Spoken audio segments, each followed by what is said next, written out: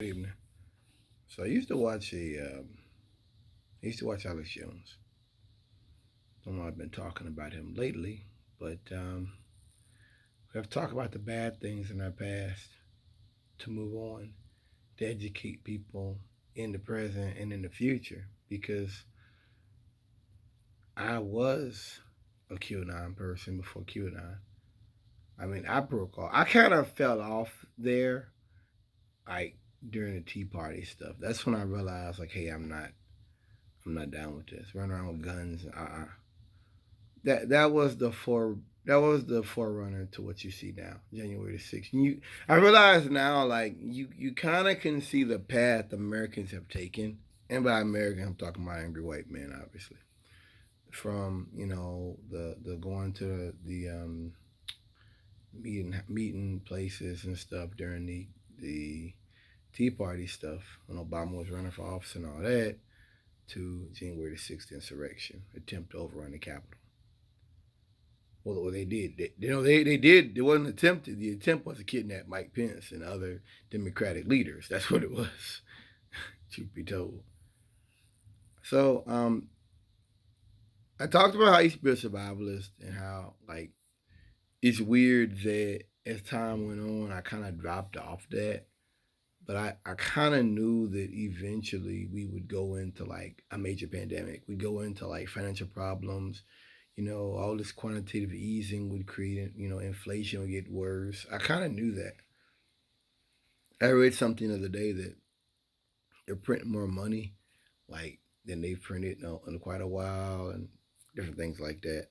Um, so I was reading about Disease X, and Disease X is just I should say, on need. It's basically like something in the future that may happen. This is um, just a open thing for them to place whatever happens, something big. And I'm reading different things, people's opinions and all that. And it really hit me that the problem going forward in the future isn't really disease X or, Ebola strikes again or, mutating disease to get stronger and are more deadly. Because we know that as diseases become more deadly, people take them a little bit more seriously and um, they don't spread as fast. When people are dropping dead, like the movie Contagion, people are dropping dead and stuff. It doesn't spread. Like you don't have to make people not come to school. They won't come to school when they start seeing people just pass out dead. Um,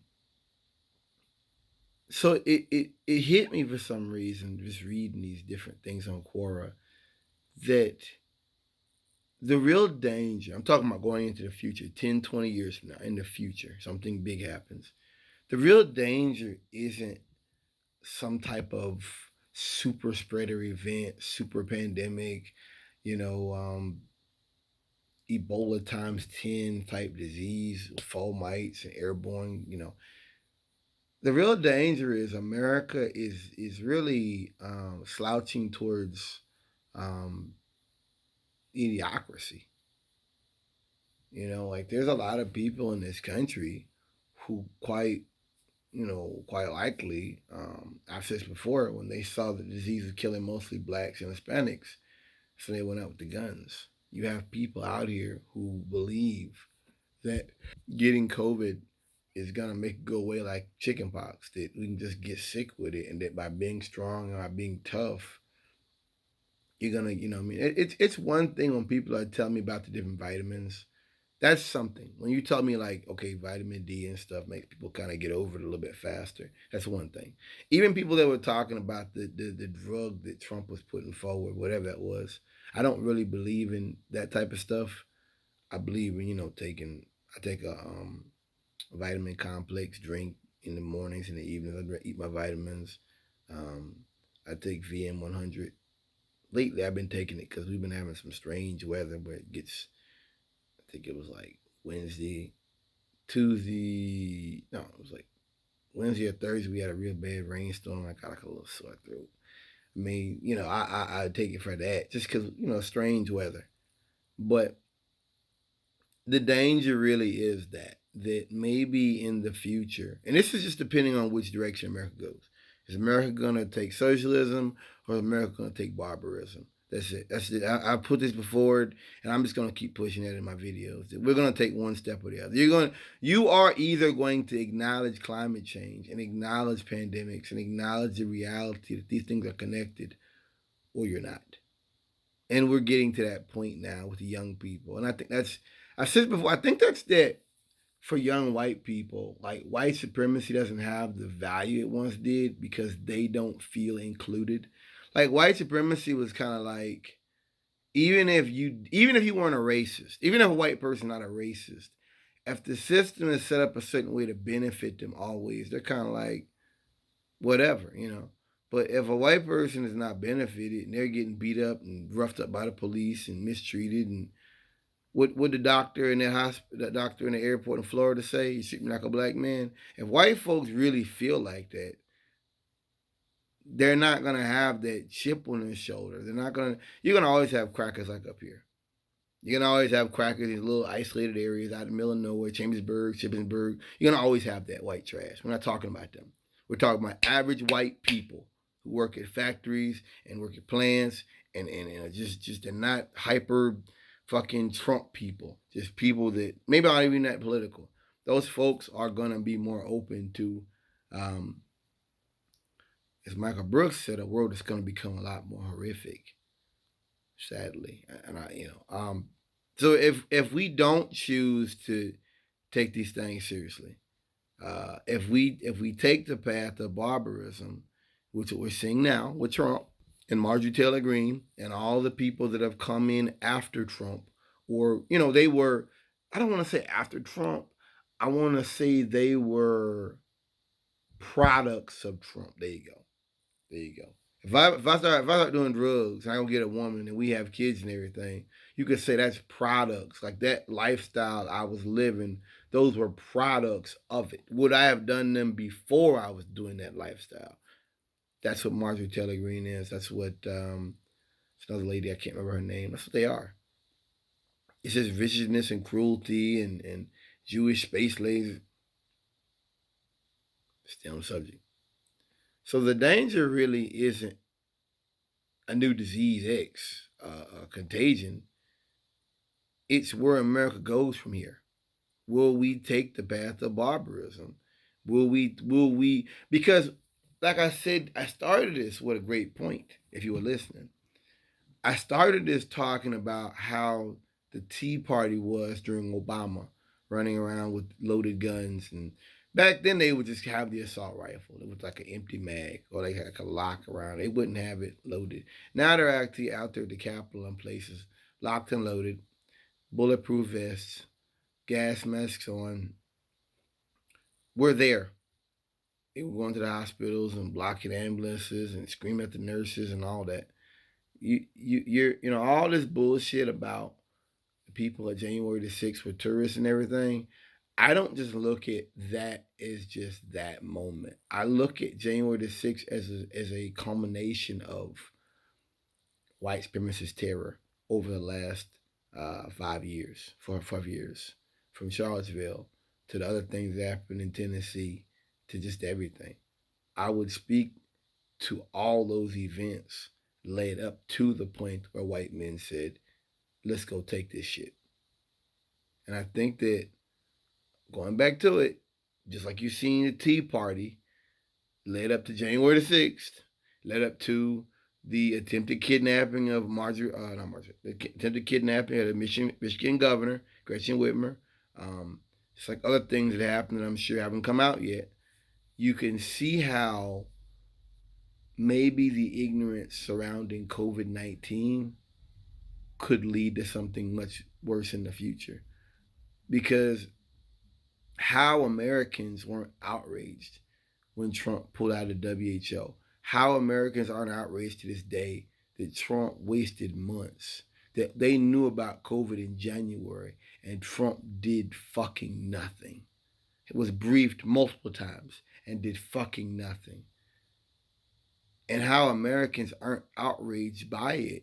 It doesn't just bother me that people are this stupid.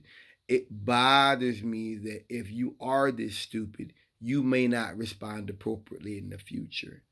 It's almost like a person that can't take care of themselves. The police are like talking to them and they're trying to see like, are they mentally capable to take care of themselves?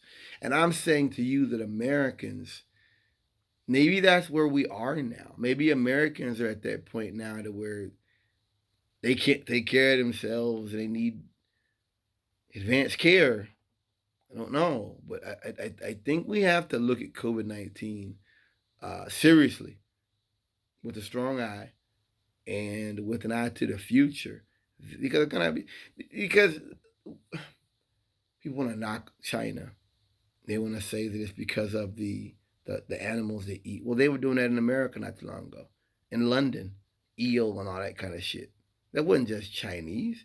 That's a culture that's backwards. But you shouldn't just jump on China for that. We did the same stuff. Um, or you wanna look at uh, I'll stay on the subject. I just want to make the point that uh, and some folks just want to war with China anyway. Let's understand that too. That there's certain segments of our population that think America is an empire, think America should be constantly at war, and those people are just that's just what they are. Once again, I think the greatest fear going into the future is not some fast spreading airborne disease or zombies or stuff like that. And that's why I don't really like zombie shit. Like I've watched 28 Days Later and all that, and that's interesting. That's I think that's a little bit more different because the British stuff, like all those movies, were about airborne rabies, which is totally possible. And like when I watched Doomsday, for example, talk about that, but it was a plot to where they surrounded, I think, Ireland and blocked it off or whatever, and they had like it was like climate change is getting worse. There was flooding and refugees. That's I can get into that. That's interesting. There's a plot to that. The idea of airborne rabies is, I guess, possible, but the this Walking Dead stuff is not. It's not realistic. It's not possible. And so, rather than deal with this anti-intellectualism that we're facing in America, we're choosing to entertain ourselves off of stuff like that. That's bad. I think the fact that people aren't out burning and tearing shit up to know the president knew about COVID and did nothing for months. Um, that bothers me because it makes me think that many Americans aren't even, uh, we don't expect average Americans to be virologists. I'm not a virologist. I've never said I was. But we do expect people to have common sense and rationality. And if that doesn't bother you, I have to question what does. Trump dropped the ball. Trump didn't just drop the ball. Trump exposed America for what we've been saying America really is, and that America doesn't care. America's not a force for good in any means. America is, they have no allies. America has interests. I always tell people that there are no allies. We have interests, and sometimes the interests, they may meet with other interests of other countries. Um, what would a future pandemic look like? And just like with Tea Party, you could get a situation to where I think that's what we talk about the next Trump. I think that's really where that comes from. It's just this acknowledgement that COVID was a wake up call and people didn't get it. That wasn't a wake up call. You got hit with something and you didn't even notice you got hit by something. That's bad. That's terrifying. It's tragic. To know, like I've talked about the war in Afghanistan, that people have learned nothing from that, from 20 years of war on the basis of a lie. Um, movie Idiocracy is a great movie. It's interesting. And it's amazing because it's written by a conservative guy. And when I was a kid, I thought it was like, oh, the dumbed down left. They're dumb and they're ignorant and all this dumbed down ignorant culture. And there's a lot of people like that. I call it the burnt plastic culture. But this era of Trump, this era of COVID showed me that it's not really a liberal thing. It's a conservative thing. Um, I think that I mean it's like I said, it's a movement made by conservatives, so it's gonna always have that slant to mock people, to the dumb left. They don't know they have to water the plants when they put the plant in the ground. You know, you're gonna always have that in those type of movies. But um, this ideology of anti-vax, this ideology of confronting people for wearing masks, this ideology of uh, mocking and threatening doctors. This virologist, I think that was in Missouri, they were cussing him and mocking him, making fun of him like Apu in The Simpsons and threatening him and stuff. I think that this is a sign of something much worse. It's a sign of us sliding in a irreversible direction. I hope the next generation, a speaker, hope the next generation recognizes that this is something that will kill us all. That ideology will kill us all, and that you can be a conservative. You can be a conservative and know me, and I can live. That's fine. But that for these type of people, they're willing to die for their idea of America, and they're willing to kill me and everybody I know for their idea of America. And if you don't believe in that, you're not a conservative like them, and that's you're not going to reason with those kind of people. I just that's my fear, not this this terrible disease. It's a dumbing down in the education, a dumbing down in the social sciences, a dumbing down in history. This great forgetting, I've talked about this on here before. The 1918 epidemic. Guess what? They had the anti-mask leak too. So this idea that I'm an American and the government can't make me take basic precautions is not new. It's not new. It was around then. It's around now. It'll be around in the future. And I don't know. Thanks for listening.